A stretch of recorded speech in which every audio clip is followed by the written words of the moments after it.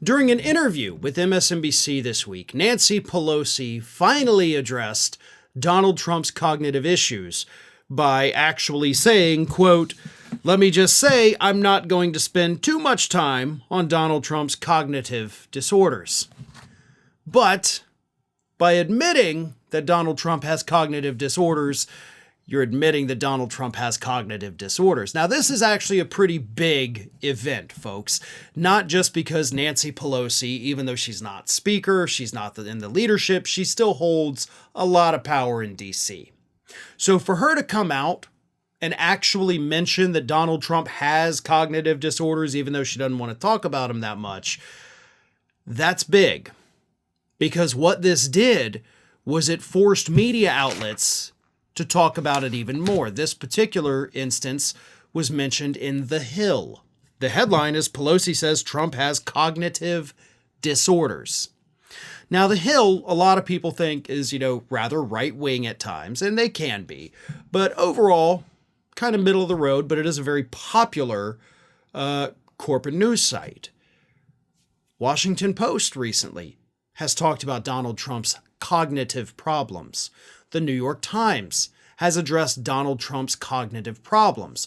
What's happening right now, and it's partly because of obviously people like Nancy Pelosi now bringing it up, high-ranking people talking about it. President Biden put out an ad featuring Trump's cognitive problems this week.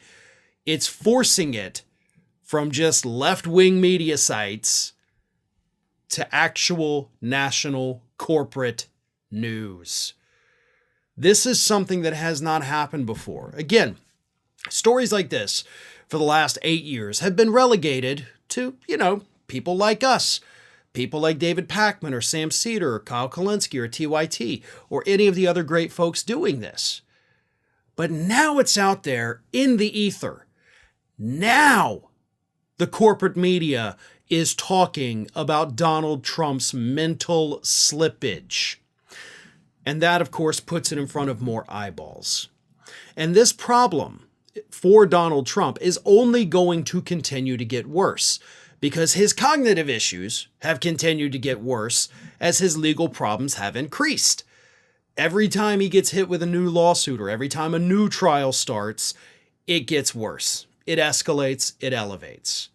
And with criminal trials possibly starting later this year, although at this point it does appear that all of them, except for the New York Stormy Daniels hush money payment, pretty much all of them are going to be delayed, possibly into next year.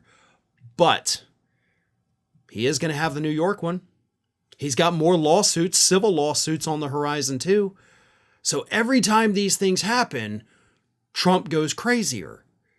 He forgets things more. The stress of it all is what's getting to him, and he is at an age where clearly his brain cannot handle this level of stress that he is putting himself under. So it will get worse. The question is, will the media keep paying attention? Is this going to go back to being something you only hear about on left-wing websites and podcasts? Or is the New York Times going to keep talking about it? Is the Washington Post going to keep talking about it? Are the LA Times going to talk about it? That's the question. And it's a question we don't have an answer to. Based on historical precedent, I would say they're probably not. The media in 2016 and 2020, they gave Trump a pass. They gave him boatloads of free coverage, covering his rallies from start to finish, commercial free. But I think this time might be different. I think they may have finally realized their mistakes. And maybe they'll even realize you can get more eyeballs making fun of Donald Trump than ignoring the horrible things that he says on the campaign trail.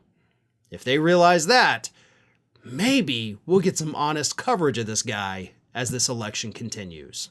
Ring of Fire is just a few subscribers short of hitting that 1 million subscriber milestone. So if you're not already subscribed, please go ahead and do so and stay up to date with all of the latest from Ring of Fire.